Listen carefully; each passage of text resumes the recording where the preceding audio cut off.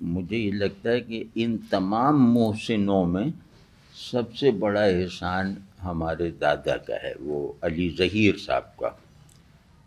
اور پھر جیسے وہ اگر وہ نہ بیج ڈالتے تو یہ برساتیں ہوتی رہتی، ہم پہ اثر نہ ہوتا۔ تو دوسرے یہ کہ شاعری کا ذوق مجھے بچپن سے تھا، ہمارے گھر کا ماحول ادبی بھی تھا، مطلب بیت بازی بچوں میں ہر مہینے ہوتی تھی، مشاعرے ہوتے تھے طرح طرح کے، میرے سب دادا شاعر تھے، مطلب شاعر وہی جو وزاداری میں شاعر ہوتے ہیں نا، مجلسی موضوع طبع تھے میرے والد بھی۔ تو میں نے پہلا شعر کہا جب میں یہاں نہیں آیا تھا، 5 برس ہو گئے، 5 برس کی۔